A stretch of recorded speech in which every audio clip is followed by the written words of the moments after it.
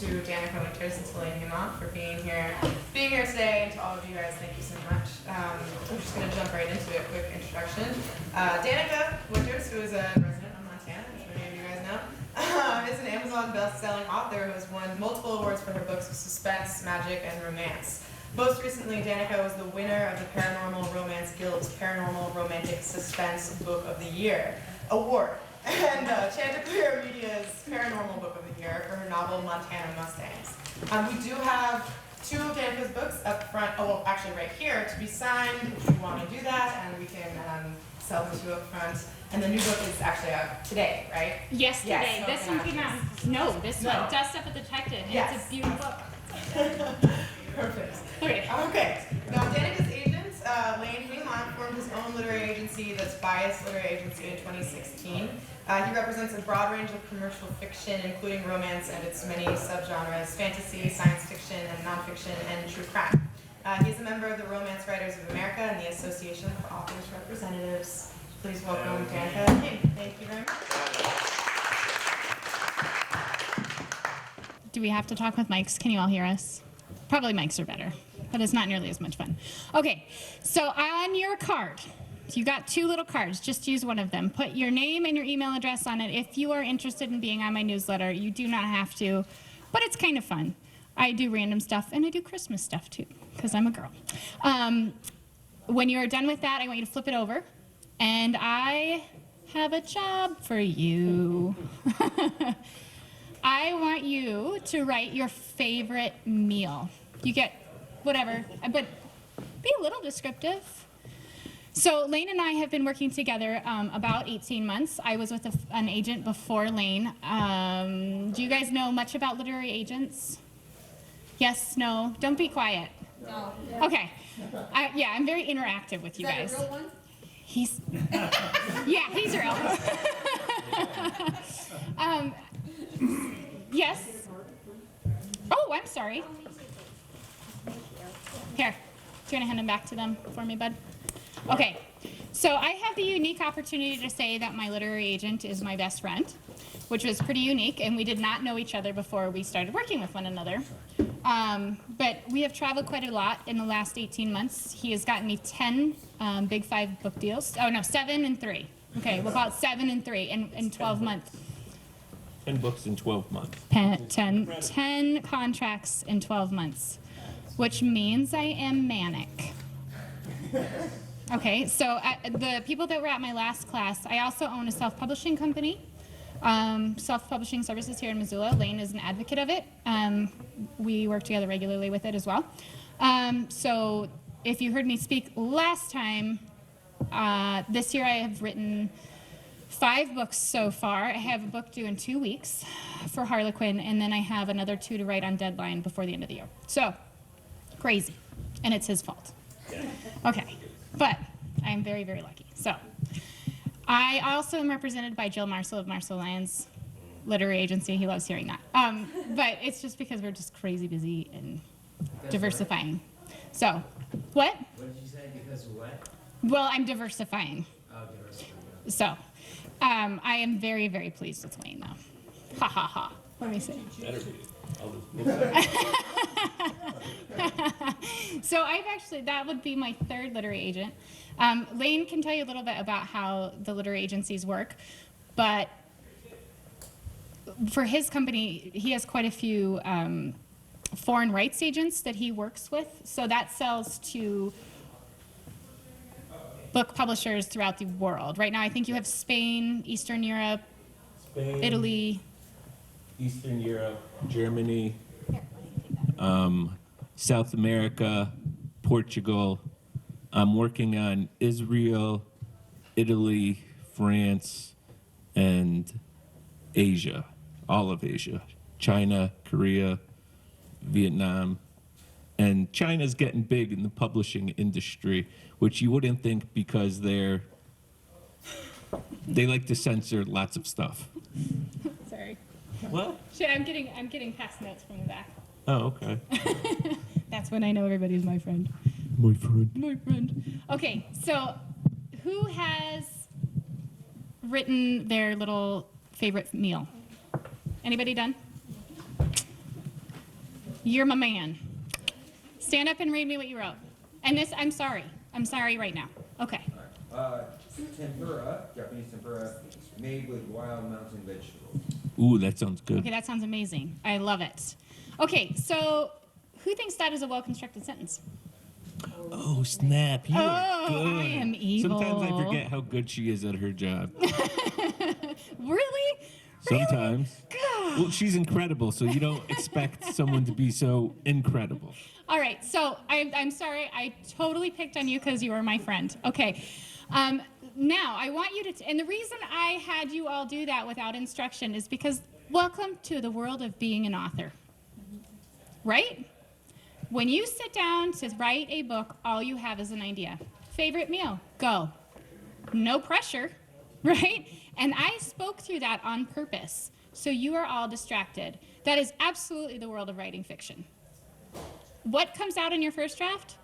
Crap. Crap. Wonderful food. Crap. So now what I want you to do is take that exact sentence, whatever you wrote, and edit it. I want to smell your food. I want to taste it. Go. I want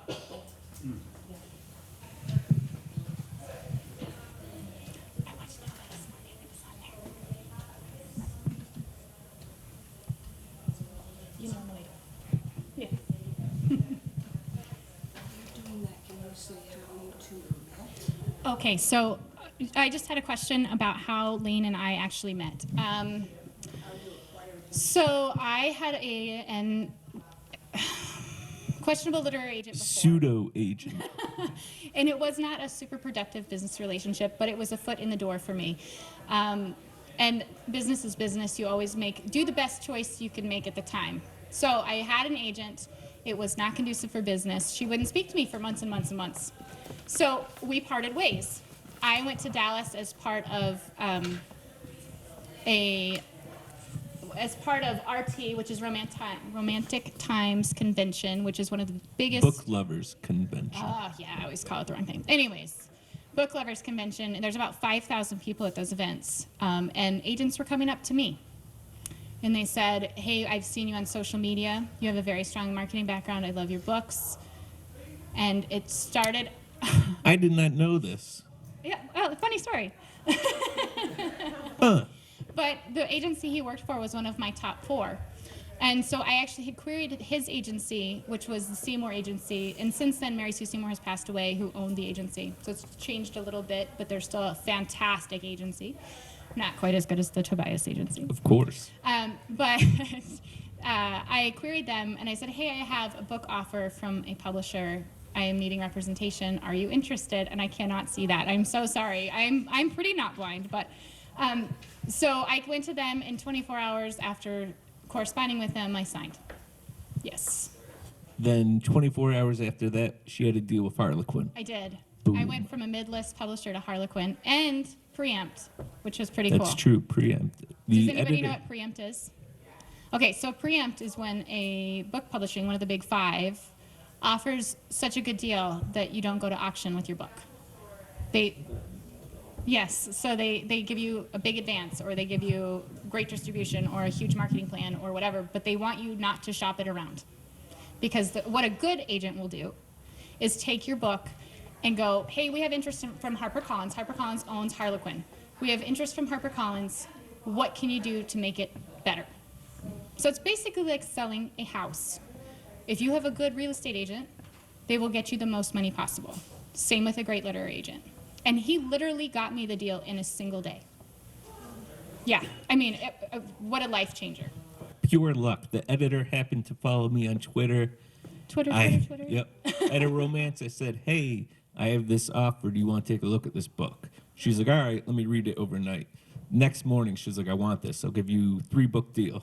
Yep. So, And that's this book, okay. and it's called Smoke and Ashes. It's about Missoula, firefighters and domestic violence. I said a little bit about it at my last class, but I actually, for the promotion for its release, I did a big event with the YWCA here in Missoula, big fundraiser, raised close to like $1,600, I think, for domestic violence victims. So I'm so very, very, very, very proud of that we could use it for an impetus for change and for positive change within our local community. So, and raising awareness about domestic violence. And I got to do a lot of promotion with it. I've been on the Harlequin website talking about domestic violence. So it was outside of Harlequin's comfort zone as well. Completely outside. And knowing Harlequin, I'm totally 1,000% confident in her skill, but Harlequin was totally, they don't like married couples because of the whole cheating thing. They're very formulaic. They know what they want, and anything outside that, they're not going to touch, except for Danica Winters. Yes, but within the Bible Belt, I took a lot of guff. Yes. I did, because my protagonist was married. She was married to an abusive man. He leaves her on page 1, and people still had a problem that she was seeing another man. And I said, that is why this book needs to be out there. And that he was lusting, quote unquote, after a married woman. In a nationally syndicated magazine. I loved it. I won't say the name because I refuse to give them any. No, I'm so angry. I'm still mad. But yeah, I think I'm really excited also to say that, and this is totally off topic, but I just found out like 2 weeks ago that Mills and Boons, they're the ones that are the UK line of Harlequin intrigue. They're actually using our books in the intrigue line to teach feminism in the university system.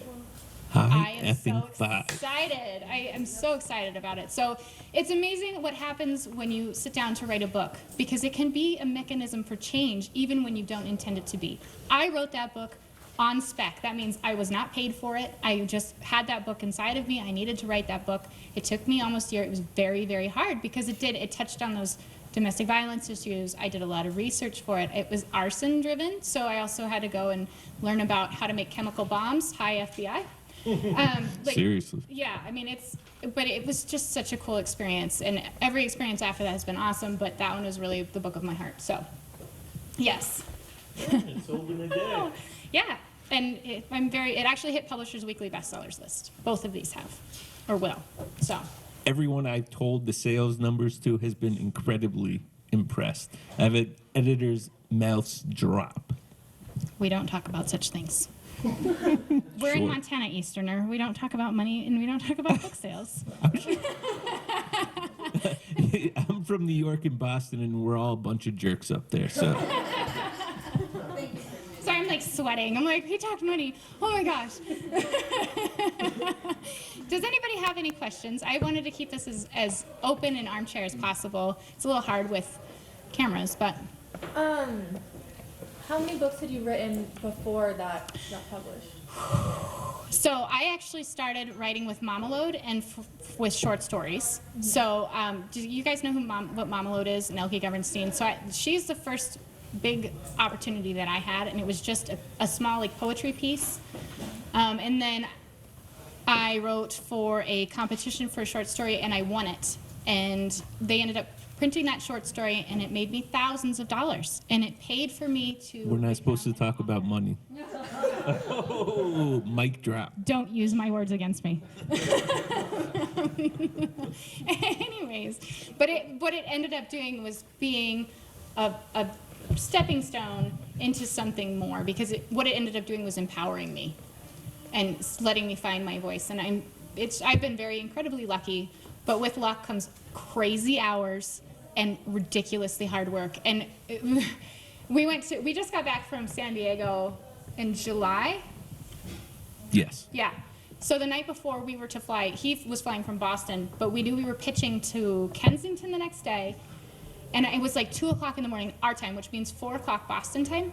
And I was like, hey, read this blurb for me. We have to pitch it tomorrow. He and I sat there and hammered out a blurb at 2 o'clock in Montana time until we had it ready to go. How long was the blurb? A blurb is just like the back copy on a book. Yeah. It's like a paragraph or two. Yeah. So it's very short, very sweet, but they want something very particular when you go to a publishing house, one of the traditional houses. So it's really hard. Imagining coming up with a complete book concept, 300 pages in an hour, and hammering out a back jacket blurb. You can tell them GMC. Oh, we could talk about GMC, but we're here to talk about agents, aren't we, and stuff? What do you guys want to? What do you want to learn about? Do you want to learn about writing or publishing or getting an agent, or what would you? Agents. Hey, there you go. See you go. Agents. Do you recommend agents for self-publishers? I'll let you take that one. I have a bunch of hybrid clients who, traditionally published authors who also self-publish. And once you self-publish something, unless it's sold 50,000, 100,000 copies, I can't do anything with it at all because publishers aren't going to touch it. It's already out there. You've lost the right of first print, which is the most important right. So if you already self-published, the best thing to do is write a whole new book. And I know that probably seems very daunting, and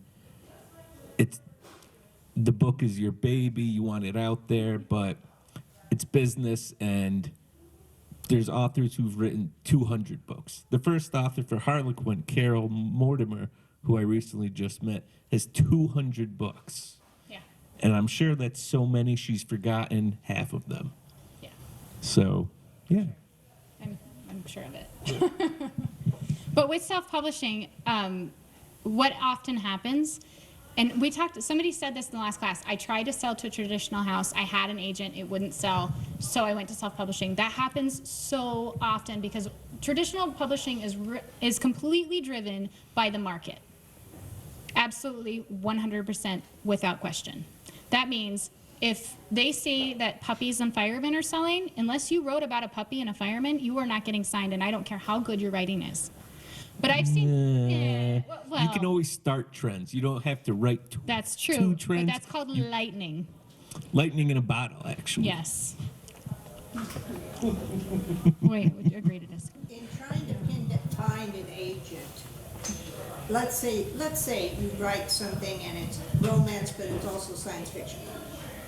Do you try to find an agent that's good at least one of those? Or, what's the rule to try to... Always aim high. So you want to query the best agent, your favorite dream agent. And I actually have to say sci-fi romance is really hard right now. Super hard. So I would pitch it as one. I would just pitch it probably as a romance. Because I have a client who wrote a romance sci-fi, and people love it, but they're like, yeah, we can't do sci-fi romance. Amazon passed on it, source books. It's just the market. So who knows how to find your agent? An agent, a reputable agent. Michael, don't answer that. Send out queries. But how do you come up with the list of agents that you want to send it? Publishers Marketplace. She had the right answer. I'm so proud of her. Oh my gosh, you know your stuff. I like you. What's your name? Brooke. Good job, Brooke. So Publishers Marketplace is kind of the mecca of all publishing information. That's going to tell you where, who's selling what to who's creating new literary agencies, who is the big up-and-comers. I mean, it has everything about my publishing background. It has everything about his selling background. So a great way to look or to take advantage of that is to buy the subscription. I think it's, what, $25 a month? Is it? Yeah, I think it's somewhere about that. And go and watch what happens. And actually, Michael Hodges is in the back. He is one of Lane's other authors here in Missoula. Michael actually ended up selling to film from Publishers Marketplace. Yeah, that's true. Boom. They watch it. Film people, producers, everyone in the business watches it. When I've sold projects, people have come out of the woodwork saying, hey, I want this. We optioned, I can't remember his name. We optioned a project because someone stepped out from Publishers Marketplace, so we sold it to a production company. I still have lines of people coming out on another sci-fi project. The book hasn't even been published, and people are still making offers on it. So with Publishers Marketplace, first you have to figure out, you can't just go through lists and lists of agents. So you have to find something that's similar to what you have written to find out who their agent was. So then you have to figure out what your genre is, and that's what you're talking about here, like romantic science fiction, is that a genre? You know what I'm saying? It's a genre. It's not a popular one, but it is. There's usually... You have to find these novels, or in my case, nonfiction, but it's pretty hard to find something that's a little bit off the beat path, so to speak. You know, in order to find an agent, that's the point. Query widely, because there's no accounting for taste. And I've had projects submitted to me from other agents because they say, I love this, but it's a genre I don't represent, so here, you take it. Right, got you. So you never know who's going to fall in love with what. Right, so it makes it even harder, because Yeah. Publishers Marketplace is a list of thousands. It really is. It really is. But it's a great tool to jump I mean, off. it's a good place to get an Yeah. access. Well, and see what the market is doing. Because before I ever even really started to decide what I wanted to write, I knew I wanted to write a book. And I watched and I watched and I saw that romance was selling. And so for me, the choice to write romance was absolutely 100% a business one. Right. Right? I mean, you have wider doors. So absolutely take advantage of that. Romance is the number one genre in the entire country. Number one bought, number one sold, number one written. Yes, and it covers the gamut because, like you said, you can have science fiction, you can have paranormal romance, you can have romantic suspense, you can have Christian romance, you can have LGBT romance, you can have everything under the sun. It is such a wide category. What? Adventure romance. Absolutely, absolutely. Has romance historically been Yes. popular for a long, long period? Yes. That That's was- why Harlequin has become such a mega monster of a publisher. In the 50s, I think or the 40s? No, they must have been in the 50s. That's, and back in the day, novels were considered womanly, so that's where I think, Don't get me started on my feminist rant. I'm just saying, back in the day. Back in the day. So how would you describe the target demographic for the romance? It depends on what you're writing, because for my books, Harlequin definitely has a certain brand that they sell to and a certain demographic that they sell to, and it's typically from like 30 to 65. I know that's super wide, but it's divided between the people that buy it on the store shelves and then the direct-to-consumer customers. So it's kind of split.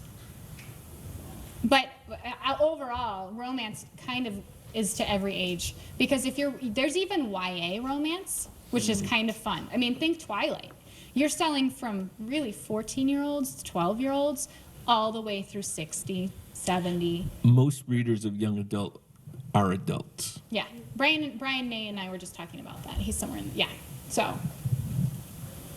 Let's say you already published a book, you got it done by a publisher by yourself, and then you're thinking, well, I should seek out an agent for my second book. Is it inappropriate to reach out to an agent without having a project to pitch them? Not at all. If you already have a book published and you say, hey, I'm writing something and I want to get published, I'll say, hey, man, send it to me. Because if you've already written a fantasy and it's been published, I can sell you on proposal, which is basically 3 chapters, a blurb, and a synopsis, which is how I sold Smoke and Ashes. Mm-hmm. The editor read like 10 pages. Yeah, anymore I sell in But I'm a saying chapter. before you even have like let's say I have no story idea, but I've got one book that's doing well on my own, is it worth reaching out to the publisher without a story to pitch of the next project? You should have some idea. If you can tell me it's Guardians of the Galaxy in 1695, I'd be like, oh, okay, let's talk about that. Let's come up with something. Now, this is the author side and the author's take of that from what he said, because he's absolutely right. But what I have found in trying to find agents, because I've been through this process for a long, long time, is what they really want to see, in addition to strong writing, is strong marketing skill. Yes. So make sure that if you're coming to an agent with a book previously published, you know what your sales numbers are. Yeah. Are you proud of them? Estimate? Yeah. Okay, yeah. Well, it's totally common to not be. To absolutely not be. And if you're not 100% satisfied with your sales numbers, what you focus on, don't listen, is social media and your newsletter lists and how you can make that next book better. Okay? Because the truth of the situation is, and it does not matter how you are published, your first book is probably going to tank. Sorry, don't listen to that either. So what's good numbers? What's good numbers? Well, Small publisher, publishing book. Okay, so it depends on which way you're going to publish, first of all. And it depends on what your goal is. I mean, for him, what are your good numbers? 30,000? 22,000 something. That's right, good answer. Okay. He thinks he's really funny right now. But for like a self-publishing author, 5,000 might be really good, because at 5,000 you're making the same amount of money you would make at 25,000 of this. Okay? So it depends. I mean, it depends on the last class I said the first thing you should absolutely do before you start writing is write a business plan. Poking him. He got that chewing the other day from me. Anyways, so absolutely write a business plan. When I started writing, I knew that I wanted to write romance, and I sat down and I wrote the business plan. And my 5-year goal was to write for Harlequin, and he's heard this story before, and some of you have as well. But almost to the day, 5 years later, I was writing for Harlequin. I signed. I take credit for that. You should. And your incredible writing, of course, because all I can do is get it to the editor. It's the writing that sells it. So it depends, like I said, so when you go to write your business plan, have a goal. Because the thing about this business is there is no real barometer for success except for what is inside of you. Because to some people, like Michael, he wants to be in film. That's his measure of success. My measure of success is selling 100,000 copies in a year. But my We're gonna do it. I know. My measure of success was different when I was starting out. And you need attainable goals to eventually hit 100,000. I didn't sell 100,000 books in my first book. I mean, like, absolutely not. I think I might have sold on my very first book 2,000 copies, which was pretty darn good. Is that the nymphs? No, that one sold 30,000. I did. I was the one who. I know. Yeah. I'm so excited. All right. Did you know that? No, I didn't. Oh, okay. He told me yesterday my sales number for one of my books, and I was very excited about it. So what did anybody else have any questions about Ed?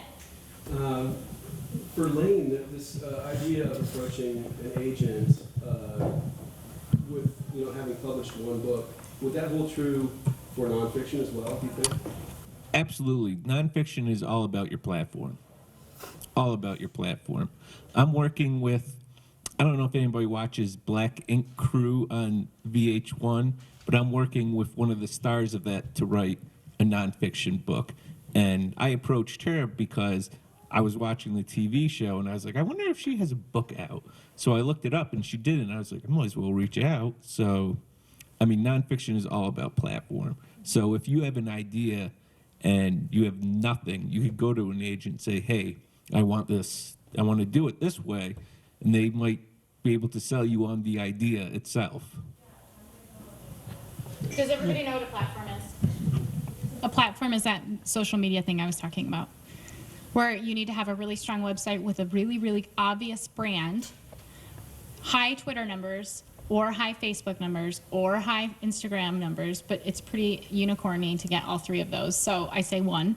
And then a good blog. I don't even care about blogging so much, but For nonfiction, it's more about like credentials. Like well, if, yeah, that's true. yeah. Nonfiction. So if like George Bush wanted to write a book, he Yeah. could. I think he probably has already written like 3. Yeah, ghostwritten. I didn't know I could write a spell. He probably ghostwritten. 70% of nonfiction books are ghostwritten. Oh yeah. Nuclear. But I actually have a pin on my bag. I think I got it at one of the many conferences I went to, and it says, writing is just listening to the voices in your head. So basically, we're all schizophrenic. It's true. Authors are crazy. It's true. Don't look at me when you say that. So if you're hooking up someone with a good platform with a ghostwriter, do they find their own ghostwriter, or do you have a stable of ghostwriters with you? I actually don't do the ghostwriting thing just because, I don't know. I'd rather have someone who can actually do it. Yeah. The reality star I'm working with, it's just like a coffee table book of her tattoos and other artists, so that's the way I'm doing it. Ghostwriting for me it's too much work. I mean, the publisher, if they want to do that, they can do that. My company does ghostwriting services. It's stupid expensive because it's so hard to do. We worked with one client, and it was hours and hours of listening to them and asking them questions before we could ever sit down and write the book. That was just outlining that took hours and hours and hours. So I wouldn't recommend it. Unless you're a ghostwriter, then I am a ghostwriter and I don't recommend it. Are you really? When did that? I didn't know you were a ghostwriter. I'm a ghost. You look like a ghost. Does anybody else have questions? Okay, so who wants to read their card? Anybody want to be the victim? Okay. Ed, stand up. All right. My favorite meal starts with a plate of cold cubes of sweet watermelon. After that, I enjoy a plate piled high with steaming taco meat, boiled gold shrimp, and garlic mashed potatoes oozing with butter.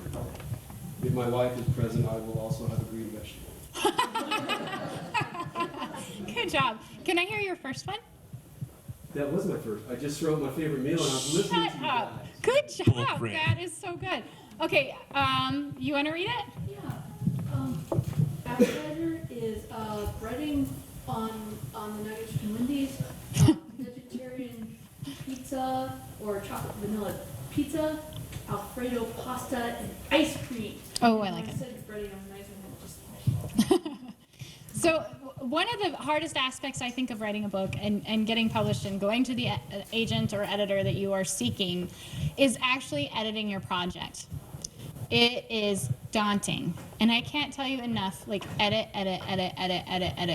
This book, The Smoke and Ashes, we sold it way above word count level, and they go, we need it 20,000 words shorter.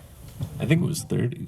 No, it wasn't. Because it was like 20. 88,000 or 85. It was pretty long. Because I wrote it as a women's fiction, and they said we want it as a category. So What did it start with? How many words? Probably about 80,000. Okay. Because women's fiction are single title. They're kind of like the big fat books you see at the grocery stores, and I wanted to sell it to the big five, and they bought it as a category. So I was limited to 55 to 60,000 words from 80. And it was perfected when I sent it to him. Okay? No, seriously, in my mind, it was gold. It was gold. I would not have sent it otherwise. And you have to do the editing yourself? Claire did my editing.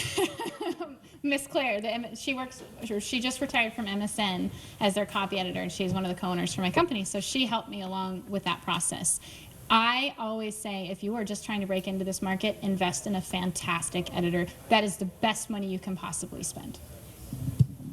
I disagree. Shut up. You should be able to do it yourself. Well, you should to a degree, but you can't be objective.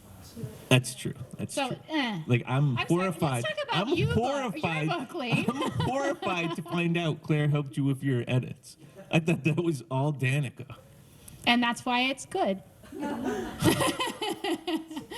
feel duped. You're so hurt right now. But very, very few people have that skill to be objective. I mean, I still am not to the point. And now he acts as my editor more often than not, which is probably why he's really hurt. So you had her do Dana from Claire, sorry. From the beginning, from the first book? Yes, we were actually part of a writers group. We've been part of the same writers group for 5 years. So if you are not sure where you want to go and what you want to do, join a critique group. Start a critique group. Get involved, because it is one of your most valuable resources, because this can be a very lonely job, especially when you're trying to break in. and it keeps you accountable. It does keep you accountable. Miss Claire, how are you doing on your book?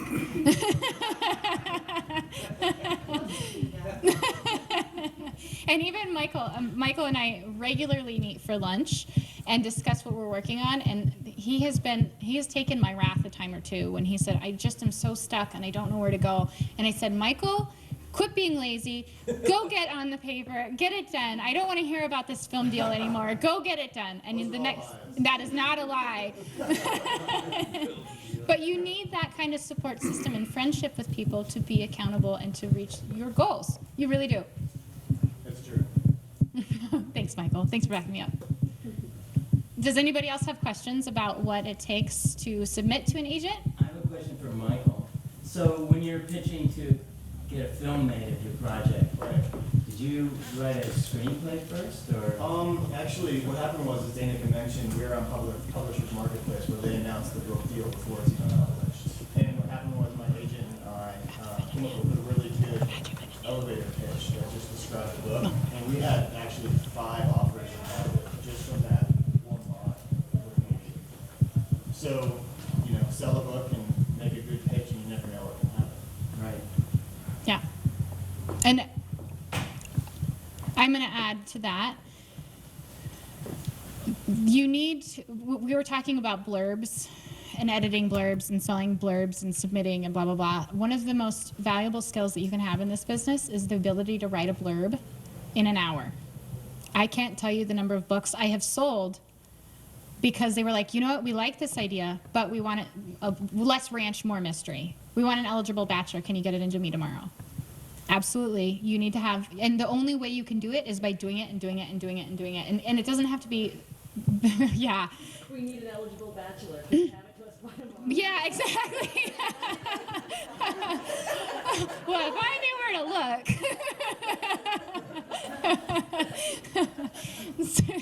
You wouldn't believe the things I get asked, okay?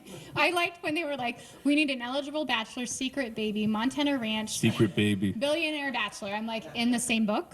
Harley Quinn loves their secret baby. They really do. I don't know how secret those can be, but I will write it. With or without aliens? Well, no, that's my other line. They're hot. They sell well, too. I am very lucky. So, but what you were talking about where you're like, I don't have an idea. Bob, have you guys ever heard of Bob Mayer? Bob Mayer is a pretty-ish big special ops guy, genre writer. He's out of Seattle. He does a lot of teaching, and he always talks about how people should start with a kernel idea. So the other day, I was in the Missoula Public Library. Yes, to libraries. All the way. Sorry. That's my caveat. And I found a letter in the stacks. And it brought me to tears, and I'm not especially a crier. But it was so neat. No, and I'm like, that is my kernel idea. I can guarantee you guys that I will have a series that starts with a secret letter. At some point. I know I will sell that idea. So kernel ideas can come from somewhere very, very simple. And it could even be like right now. The girl told me I was crazy and that I needed to write, and you can go all kinds of crazy with it and be like, then I murdered her because she's a bad person. And, what right? are you talking about? No, seriously, like you can go, what if, and take it up a notch. Do not write. Call the police. I know, right? I'm a fiction writer. But with fiction, you always, what's her name? Nicole Resiniti, who is the owner of the Seymour Agency, put out a tweet the other day, and it just resonated with me. And it said, you should always take your first idea and put a twist on it because the first idea is familiar. And that's very, very true. Take that idea and turn it on its ear, and you have a great one. Okay? Because that's what it takes to be, we talked about this, the same, but just a little bit different. Okay? And always remember that reality doesn't make sense, but fiction has to. Mm-hmm. If you write something that could be true from a psychological point, you need to make sure in fiction it makes complete sense.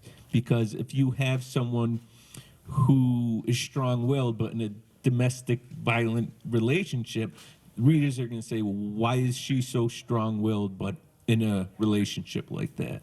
So it has to make sense. I mean, in the real world, that's how it works. Mm-hmm. But in fiction, no, people aren't going to like that. All right. And he said GMC earlier. Did you guys hear that? I'm going to jump. Do you guys know what GMC is? Raise your hand if you do, Ed. That's right. Michael might know what GMC is. Mike, how come your hand's not raised? I'm not participating. Oh, okay. Just making sure. Real nice. Okay, so do you want to talk about this, or do you want me to talk about it? Okay, so GMC is a concept brought forth by Deborah Dixon, who is a phenomenal writer and self-help guru in the writing community. Okay, so she has a concept called GMC, which is goal, motivation, and conflict. Every single thing you write should have a GMC, including your blurb. I'm looking at you again. Okay? Goal, motivation, and conflict. When he was talking about it needs to be believable, he was talking about motivation. Why is this woman in this domestic violence situation driven to stay? That would be her wounds, right? Which is her internal motivation. Okay? A conflict, there needs to be one central conflict within the novel. Of course, with domestic violence, it's leaving the situation, right? And the goal for her was to find love, which is most of Harlequin's goals. It's pretty lame, but hey, it's, you know, it happens. I'll sell that all day long. Do you guys have any questions? That is a huge concept to just outline it in 10 seconds. And why does she put it in that order? Goal, motivation, conflict? It's a good question. Because goal should be the first and biggest thing you face. What? Yeah. Say person A wants to accomplish B, but they want to do it for C, and D is standing in their way. One of my favorite tools to use with GMC, because I'm a romance author, and I think a lot of authors do this, but I always go, what is my heroine's goal? What is my hero's goal? And if they're in direct conflict to each other, I'm onto something. Like, she wants to sell the ranch, and she wants to, yeah. She wants to sell, and he wants to save it. They're at odds. You have tension, you have automatic and built-in tension from the word go. Is there ever a situation where you wouldn't have tension? That would sell? No. No. Needs tension.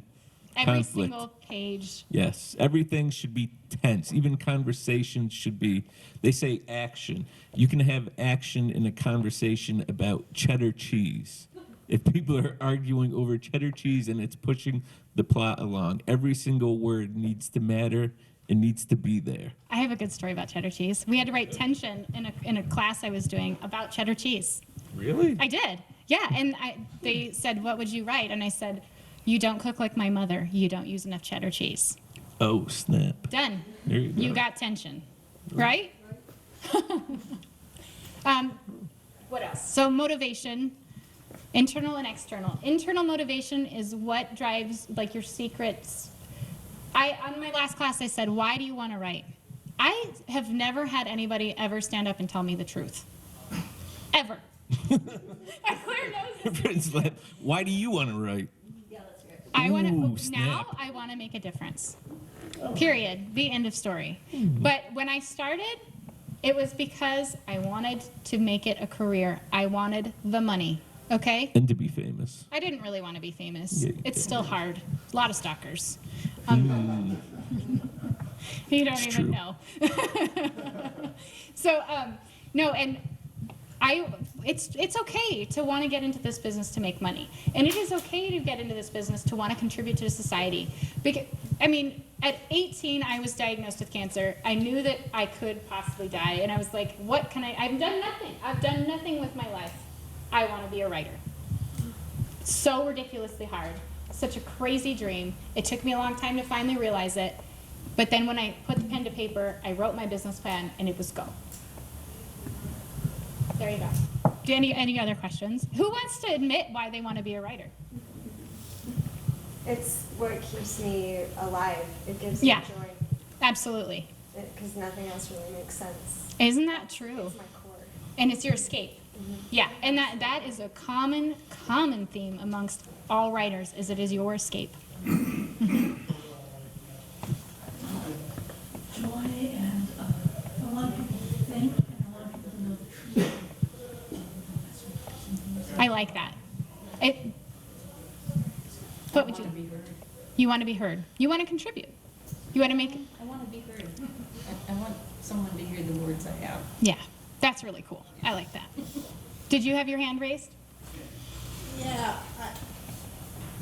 I've noticed recently more in television than in books, but I've been noticing it in books, and so what I wondered your thoughts was,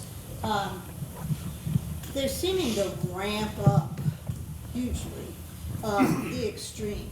You know, the amount of torture, the amount of violence. I mean, we all hear this, but I mean, you really see it in storytelling.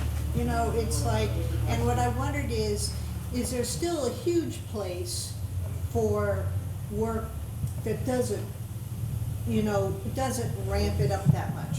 I'm not saying you don't have the tension and the conflict, but you can have tension and conflict in. Cheese. Yeah. Jeez. And so I'm just, but also, is that really where the market is more? If you're gonna. You can absolutely have books without violence do huge. Amish romance is huge. You wouldn't believe it, but it's gargantuan. I've known people who rake in $400,000 a year on Amish romance, and there's no violence, and I doubt there's any Amish people reading it, but it's very inspirational, very calm and soothing, and so it's, you go where the trends are, and there's different markets. So Amish romance, there's no violence. There just isn't. But it's a great escape. Yes. And you have built-in And that's what tension. books are about. Yeah. They're about Because escape. Amish aren't supposed to Yeah. be with people who they're not betrothed to, Yeah. I maybe? don't think it's arranged. I don't think it's arranged. But regardless, it's a taboo, and it's a gentle taboo. Okay. I was wondering about part of the reason I have this idealized view of being a writer as far as like the work life in that space, and now I'm hearing from you that there's another side of it. as Okay. far as, like, So you want to know what my day is? So I have a book due in 2 weeks. I had a book come out yesterday. I was supposed to go to Alaska tomorrow. Yeah, it was going to be crazy. I mean, and then that is the reality of the situation. And I have 2 kids, and I own a company. Okay, I have 4 animals. I'm crazy. I am absolutely patched.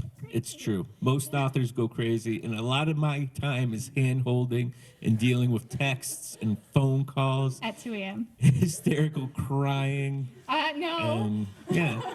So, as an agent's job isn't also just to sell your book; it's to offer guidance, help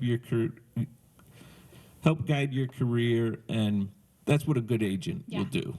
So I always try to do that. So when you have a chance to sit down with an agent, or if you ever, when you are about to sign with an agent, you get what is called the call. And that is where you decide, and this is important, you decide if you are going to be a good fit with them. Because in the end, cover your ears, earmuff, they work for you. They do. You are the one who pays them. You're as the fired. author. Oh no.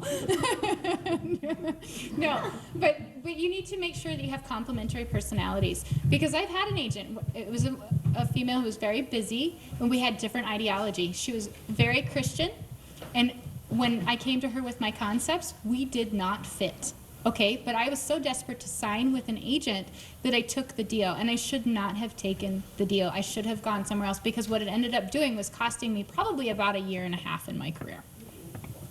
She wasn't a very good agent. Okay. So I kind of had a similar situation with the agent thing. So when you're trying to get a new agent, do you mention that you've had an agent, or is that kind of a bad thing? It's a foot in the door. Okay. Because you've already been vetted. They know that you are serious about your career, that you are willing to invest time, money, effort, energy, tears, blood, sweat, all that good stuff. And they will take you very seriously. And I shouldn't admit it, but it's absolutely true, because when I have someone query me, say, hey, I already have an agent, but I'm looking to switch, I'm like, oh, okay, let me put you on the top of the list, because if this agent was impressed enough to take you on, maybe I will be, especially if it's an agent I respect or know. So do you mention the agent? Mm-hmm. Oh, absolutely. Mention, say, I'm currently represented by Bob Joe. And I'll be like, oh, I like that guy. Let me see. And everybody does end up knowing everybody in this business. It is a very, very small community, and especially within Missoula, Montana, it's even smaller. Did I see a question over there? Okay. Yes. Question, I read so much about how the industry is changing. How do you see it changing with respect to authors and agents? I'll let you take that one. It is always changing, but it's always the same. Print is coming back. Ebooks are falling back down. People are always going to need agents, because editors don't want to deal with writers. We've put together conferences, and editors have said, yeah, I'm not going because I don't want to deal with so many writers. And it's absolutely true.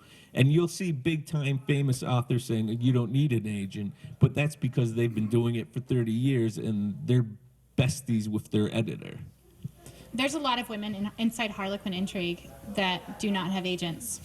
That's because Harlequin takes unagented submissions. So- And they're known for taking advantage of people. And that's what I was just going to go with, because they always say, HarperCollins says, we have such a tried and true boilerplate contract. That means one that they use for every author that we won't negotiate. Liars. I just learned that Harlequin will now, you can get audio rights, which is, I was going to do. We'll talk about that. But you should try it. Well, it's very true. We regularly have conversations where I'm like, hey, I want to try to sell this book to film. Let's go. Do we own the film rights to it? If you have a good agent, he's already, or she has already thought about that and has made sure they held back those world rights and the film rights and the foreign rights to make sure that you can sell it again. Because each time you sell it, you're going to make a little bit more money. And I'll actually cut a deal. I just was talking to an editor about this before I came. I'll cut a deal if they have the rights to it. I'll say, let me do all the work and I'll kick you back 5%, just so I can sell it on my client's behalf. So even if the rights aren't there, I'll still try to find a way to execute them. Because a lot of publishers take rights with no intention of ever using them. They just want to stop other people from using them. Do you approach the film industry as well? I do. I have like sub-agents that do that too. So I'm in all facets. My catalog is going to be at Frankfurt Book Fair next month. And that's the largest trade conference in the entire world, and hundreds of foreign publishers go there. And one of her books, my sub-agent that covers Spain, Portugal, and South America fell in love with it and is going to insist she moves it. So that's basically where I'm selling in the United States, and then I get to sell there as well. So you're double dipping. And if you have a good agent, they're going to let you do that. They're going to want you to double, triple, quadruple. Every country that we can sell it in, we're going to sell it. Let's do this. We're there to make money. So one book can turn into this huge, huge money-making opportunity if you have somebody on your team who knows what they're doing. And let me say, just because I recently did this, as an author, when you go to an agent, they're going to have you sign a contract. You can negotiate those as well. Okay? Negotiate your little tushies off at every single point. Okay? Now, you can ask them, because the industry standard is 15% for an agent. You can ask for 14. They're not going to give it to you. But you can ask for it. Wayne, you want to get 14? But you can negotiate a lot of the things within a contract. Like there's split payments. There's all kinds of things that you're going to face. And when I talked about writers groups being a resource for that, if you know somebody that's done it, just contact them. Like me, I love helping new authors because I like to stick it to the man as much as possible. I'm the same way, so that's why I like negotiating with editors. I like giving them problems, and whenever she has an issue, I say, tell me, because we want the editor to love you, but it's okay if they think I'm a jerk. And there's always an issue. Like, we actually had this cover come back, and I hated it. This is the good cover, okay? The first cover was orange and purple, and I was like, oh, no, no, no, no, no, that is never going to work. And they have the wrong manner in the cover. Like, this is a well-known place. It's not even the right place.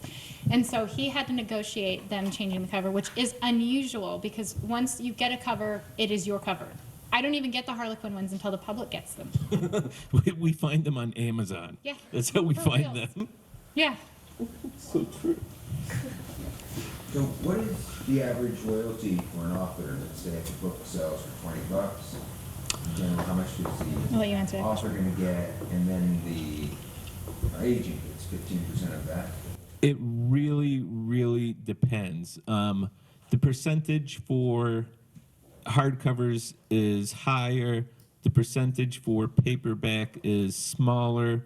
The percentage for ebooks is higher, and it can go on gross or net, and it depends on the price of the book. So there is no And it average depends on royalty. where it's sold. Like we actually, That some of depends, my too. royalties are dependent on the pound and the sterling silver price.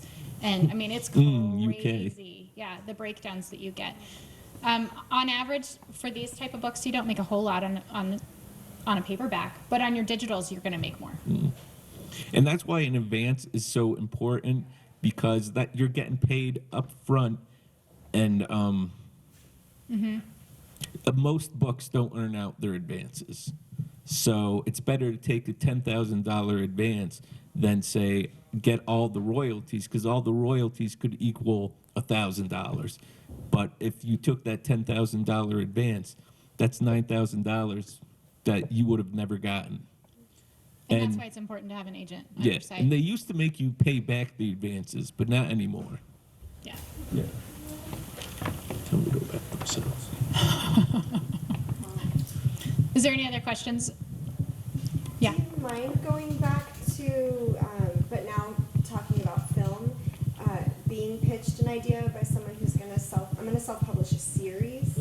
So, but I mean, ideally would love to see it go into small film. You would have to have the sales first. Yeah. Nobody's going to touch self-publish if it hasn't sold 50, 70,000 copies. I have a self-published client now whose series sold over 300,000 copies, and Simon Schuster wants to pick it up. Yeah. Just because there's that platform, and the book still sells. She still makes thousands of dollars a month. So I'm pretty sure Simon Schuster's going to take it. Thank you. What's your name? Well, no, I'm looking behind you. What's your name? Mike, Mike, how old are you?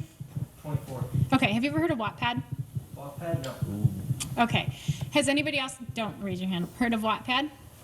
Two of you? Okay.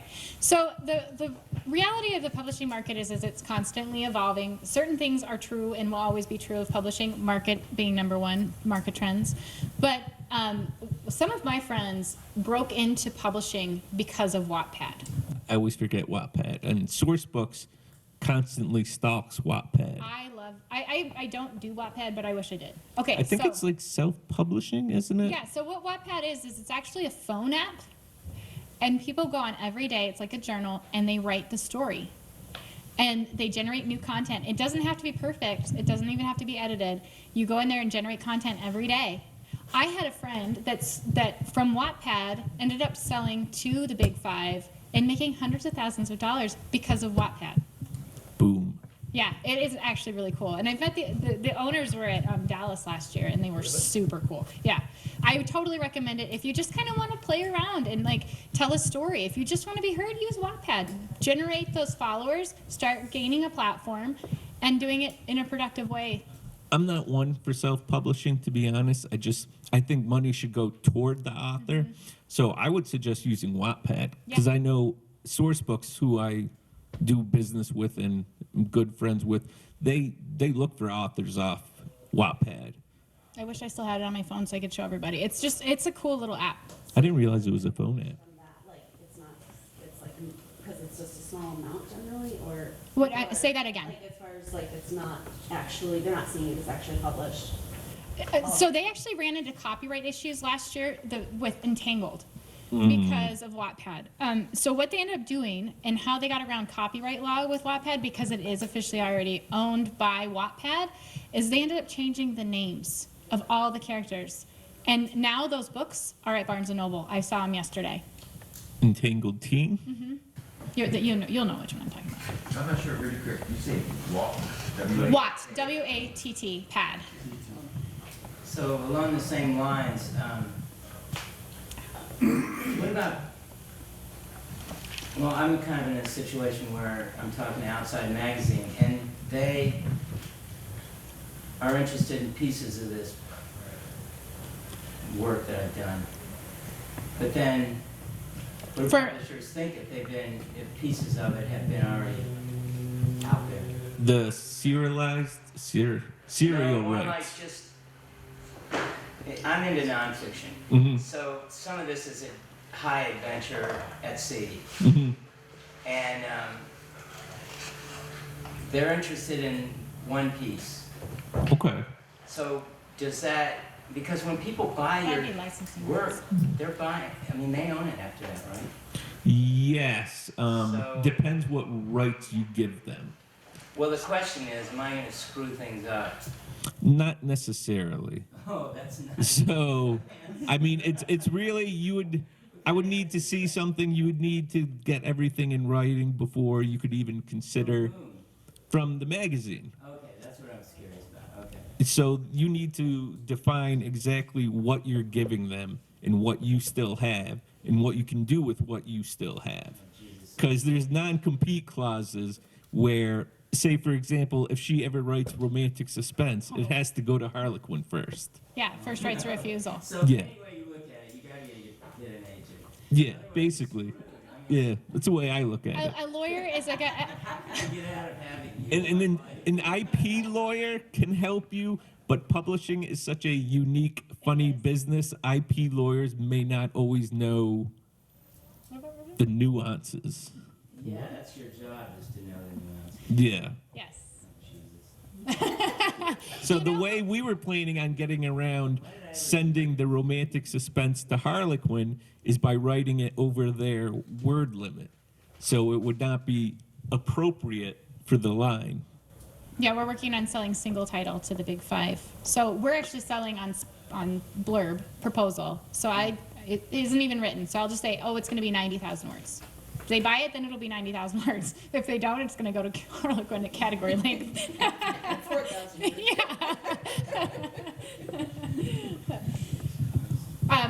Yeah. You started, excuse me, you said earlier that you started with short story. Can I ask both of you, what's the market like for short stories at this point? When I started, it was huge. Huge. It was awesome. No, there's still a market for it for sure. And the problem with short stories is that the readers had issue with paying $2.99 for a 20-minute read, right? Oh, I'm in a book of this. Right? A book of short stories. Are you talking about that's an self-publish? anthology. So that's a little different. Anthologies are great because they're fast, quick reads. They're kind of like the airport reads is what I always call them. What are you talking about? Why are you looking at me?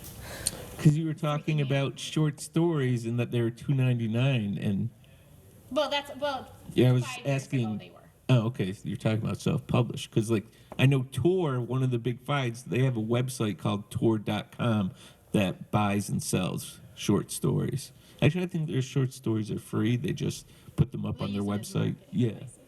Yeah. But they pay big bucks. Yeah. Thank you.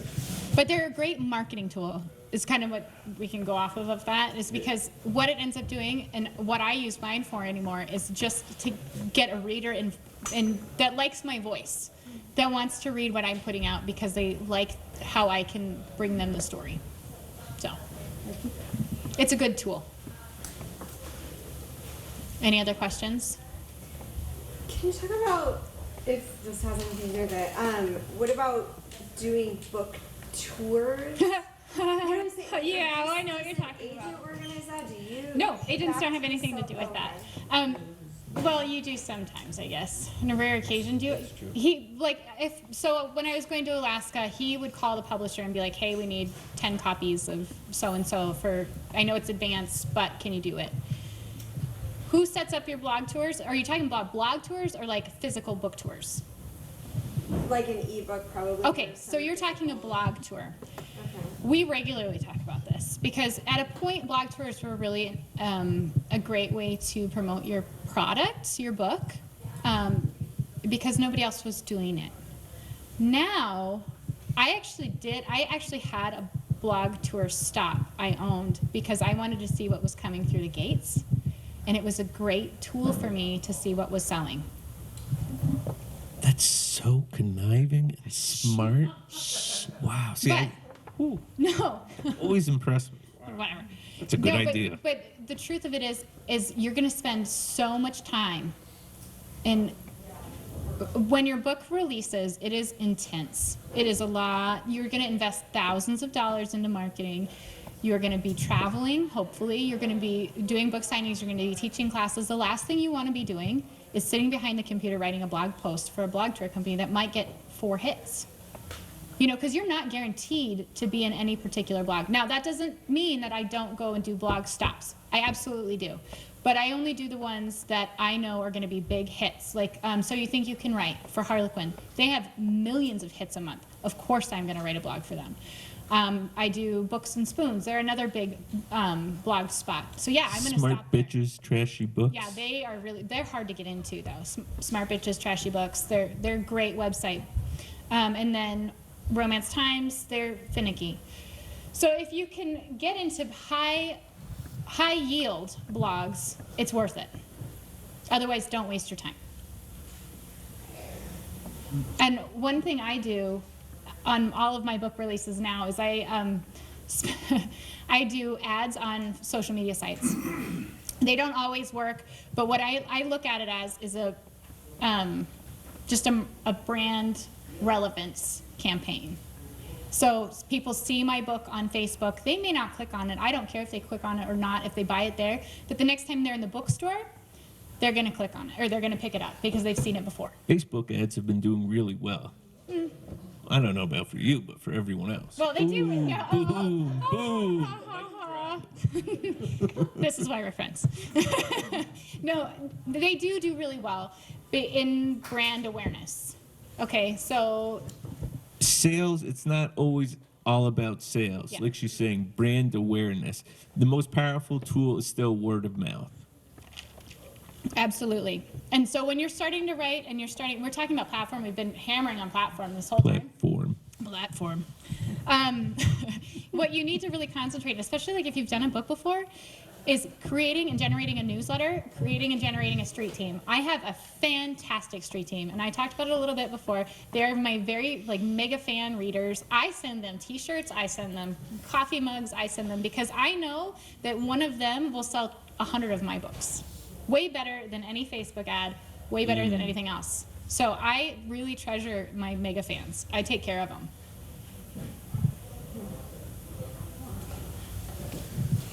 Any other questions? Like, how do you get a newsletter going? Because nobody's asked that yet all day. How do you start a newsletter? I have no idea, to be honest. I've never done a newsletter. That's not my area. So, okay, does anybody have that question? Yeah?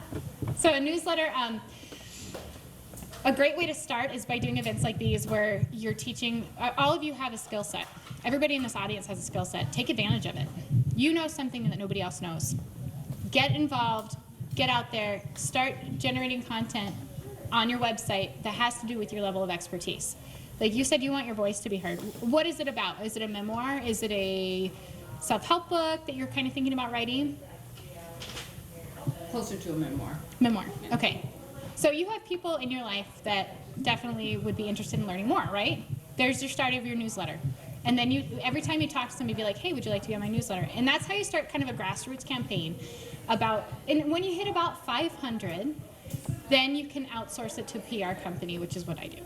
You have 30,000 people on your newsletter, which boggles my mind that 30,000 people would want to listen to anyone. It boggles my mind. I talked about huckleberries in my last letter. So I saw that. I get it now. I don't know how I signed up for it, but I did. And I had no idea huckleberries existed until I got that newsletter. I've never heard of a huckleberry. Right. No. I was like, what is a huckleberry? I told him to go hike the M yesterday, and he's like, is it okay? It's evening. Should I not go by myself? I'm like, oh, you Easterner. I don't know. Maybe I would get kidnapped or... On the M trail, right? Like, oh my gosh. I still can't believe I'm in the city because I can see the hills. Oh. Yeah. Okay. Any residual questions, you guys? If you were gonna create, you've run through a bunch of stuff, all of which has been really useful, at least for me. For someone starting, maybe you've got a product, you've got a book you wanna try to, can you just, if you're starting at A, what would you do first, second, third, fourth? Is it first agent, you've got blogs, you've got newsletters. You know what? Okay, when you start, I know what you mean. It is always overwhelming. You built this up over time. Remember that business plan conversation we had? Yeah. That's it. Because what it kind of allows you to do is see what you're trying to attain, and you just chip away at it every little bit. Every day you do something to advance your career, every single day. I mean, and it can't just be writing. Some people like to divide it between writing and then marketing. And I used to do that, but now I just don't have the time. So every day I do a little bit for each thing. She's a big shot now. Shut up. No, I'm not. So I would definitely start with getting the book written. Number one, having it perfected. Time's up. And then sending it off to agents. Someone just. I got it. Okay. We all got it, vice versa. Yeah. He's from Boston. It is. They don't call us mass holes for no reason. Okay, you guys want to hand me your cards, and I bought a gift card for Shakespeare and Company. One of you is gonna win it. Did you? Yeah, I did. I should really be in. I was wondering what that was. I was like, is that for me? That was my instinct. It's like, someone give this to me? And if you guys want me to sign a book, there's a few copies. This? Yeah. Yeah, sure.